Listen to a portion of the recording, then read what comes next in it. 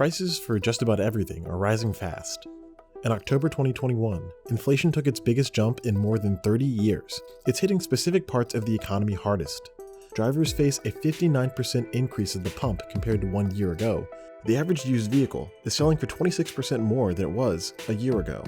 Vacation homes are renting out at a premium too. Nobody likes inflation. Nobody wants to pay higher prices for anything, really. Maintaining stable prices is one of the Federal Reserve's main responsibilities.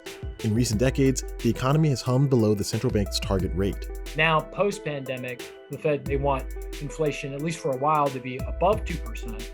And they'll get exactly what they want simply because of the acceleration in rent growth. Critics say there are signs of turmoil in the economy that the Fed isn't hearing. I think it's pretty darn clear that the Fed cannot control inflation on the downside or the upside, given the current experience. The central bank has its defenders too. The weight of the evidence is finally going Powell's way. Team Transitory is going to win. There's a lot of reasons to think that inflation is transitory. It doesn't mean it's going to be 2 months. It could be a year, but it's not going to be 4 or 5% a year for the next 5 years. In the backdrop, governments are spending big to keep society afloat. The U.S. Treasury's debt is managed by the Fed. The bank's assets swelled as it printed trillions of dollars to backstop the country, which leads to the question, can the Federal Reserve control inflation? And if so, what could it do to rein in the cost of living in the United States? The people who manage the U.S. economy prefer to keep inflation around 2%. That's because a low and steady rate produces a healthy business environment.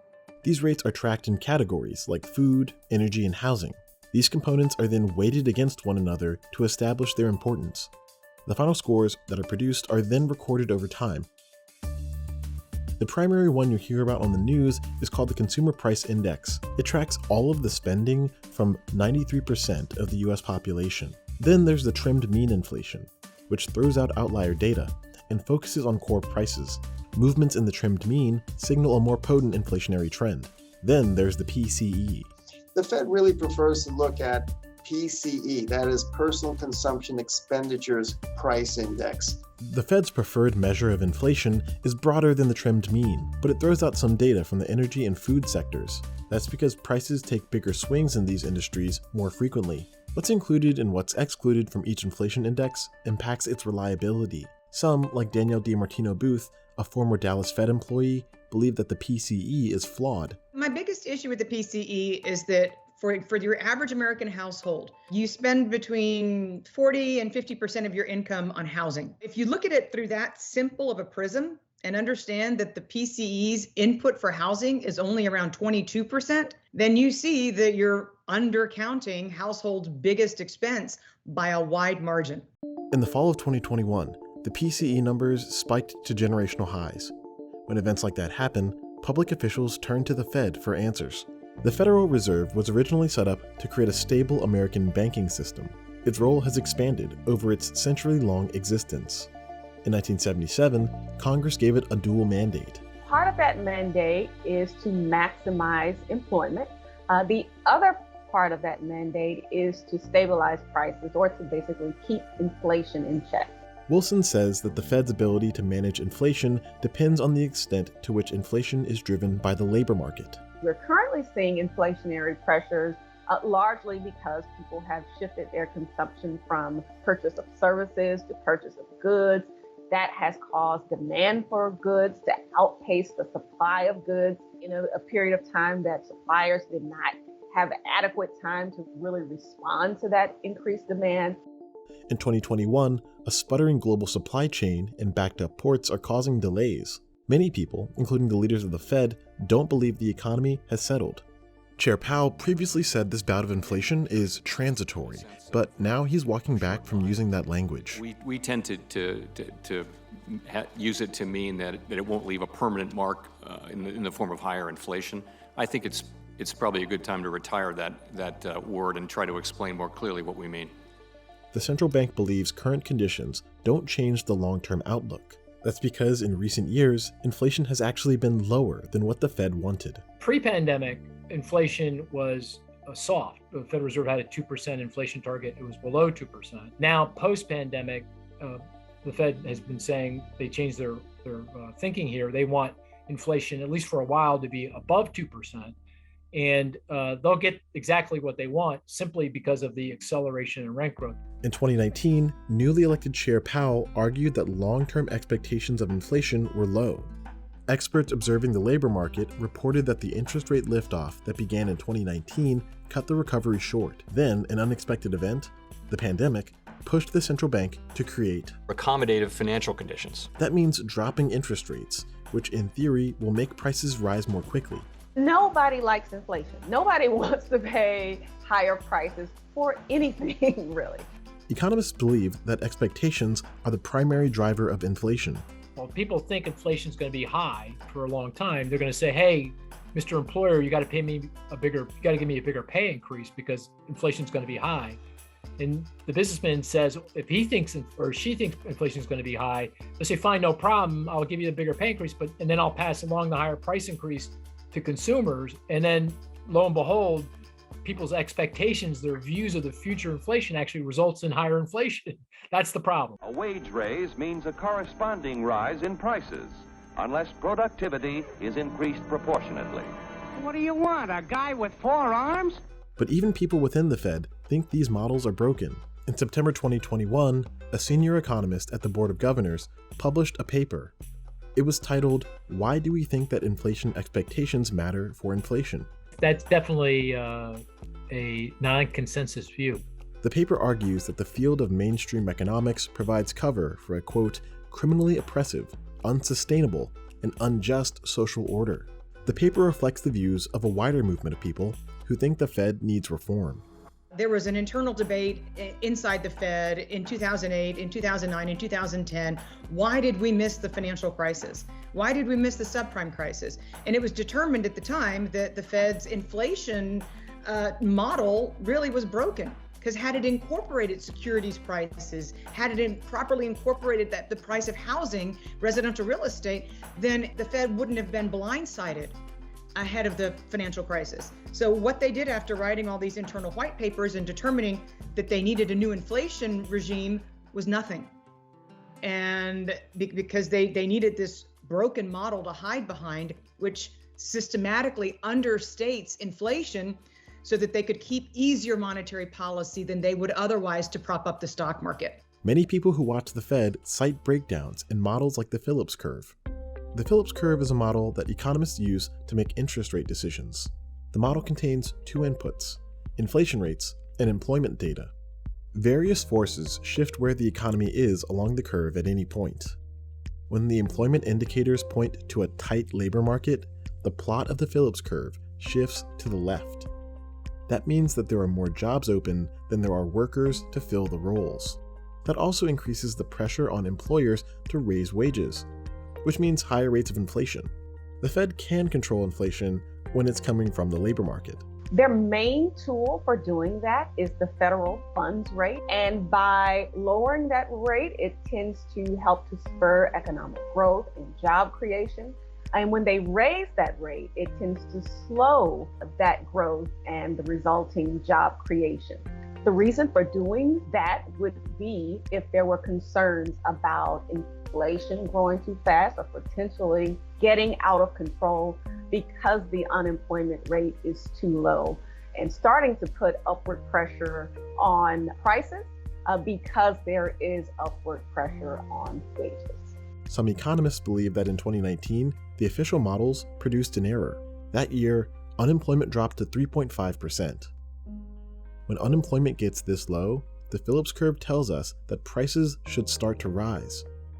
The Fed started to hike interest rates before sending them back down in the pandemic.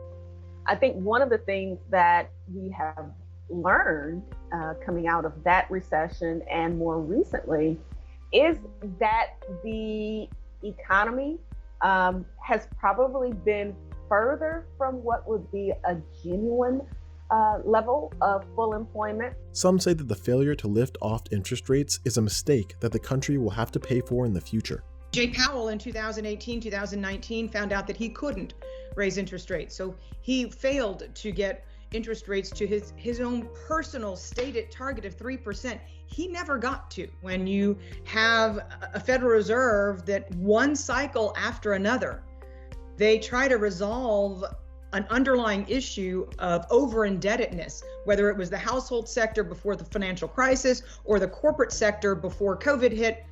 Every time they have a crisis hit, they try and solve the problem of over-indebtedness by putting more debt into the economy. Others still believe that the country is in an extraordinary time that calls for emergency measures. The current environment that we find ourselves in is extremely unusual. All of that really is affecting inflation in a way that we wouldn't typically see during the normal course of how the economy functions. In recent decades, outside forces changed labor in fundamental ways. When unions were a force to be reckoned with, and when employees had the upper hand, then there was a very tight relationship between inflation and wage inflation. So you could have this spiral of rising wages. When we started to de-unionize the country, when employers started to outsource to India and other countries and started exporting deflation because its labor was so much cheaper, all of these elements ended up giving employers the upper hand over employees in America. So the efficacy of the Phillips Curve started to become kind of outmoded. And there wasn't this immediate feedback effect from rising prices into rising wages. Policy decisions informed by models like the Phillips Curve have had a real impact on American workers. The wages and benefits of a typical worker were suppressed in the period 4 decades after 1979. Why is that? Well, it's not because the economy was doing poorly or because of automation or because of low productivity growth. In fact, it was because of policies which generated a situation where wages were suppressed. Excessive unemployment because of failed macroeconomic policy, monetary and fiscal policy, to the bashing of unions, the decline in union membership, the failure to increase the minimum wage along with inflation, various new policies of corporations forcing people to sign non-competes and forced arbitration agreements. As a result, leaders are making adjustments to prepare for the new normal. Longer-term inflation expectations, which we have long seen as an important driver of actual inflation, and global disinflationary pressures may have been holding down inflation more than was generally anticipated. President Biden nominated Powell for a second term, hoping that would help the Fed maintain its independence. I'm nominating Jerome Powell. That will be important as the group embarks on a new and unusual decade. So I think the strategy the Fed is now pursuing, and it's a stated strategy, is to try to keep the job market really tight, really strong, for an extended period. And that means then you'll see stronger wage gains across all income groups, but particularly low wage groups. But it's a tricky thing and, very difficult to pull off. The Fed has kept interest rates near zero for more than a decade, and the outlook suggests that it will keep rates low for the foreseeable future. That's because the United States and countries around the world have failed to hit their inflation targets in recent years. The Fed itself was incapable before of creating inflation. It was, quote unquote, pushing on a string. So it said, we're going to allow inflation to run hot going forward so that we can try and balance out all of these years of not being able to produce the inflation that we said we wanted to target, of being underneath that 2% target for so many years. In other words, if the temporary bottlenecks caused by the pandemic and its supply chain disruptions fade, we'll need to keep interest rates low to keep the economy afloat. Some say the Fed may be better off pursuing a higher long-term inflation target, possibly of 3%. That could fight the expectations of sluggish future growth. I think that deflationary forces will continue to be a force, especially up the income ladder. Now that you can put an entire law library into a little chip of big data, you don't need a paralegal in the United States. You can get a paralegal in India. So higher income paying jobs right now are the ones that are at risk of being sent over shores, and nobody's talking about that. You're actually going to have inflation in terms of the amount of education you need in America. You're going to need that graduate degree to have the pure certainty of income security going forward, because you're going to need that next skills level up, because a lot of jobs that require a bachelor's degree are going to go away. So that disinflationary impulse is going to be there. But in the short term, the Fed and the entire country will wait to see if these price spikes calm. There's no obvious direct way the Fed can help. Really, the onus, I think, is on on Congress and administration. Lawmakers do have the tools, the ability. I don't think that the American Rescue Plan created this crisis, or that the Fed's monetary policy has created the inflation problem. Their ability to change the interest rate would do something. It would slow the pace of the recovery.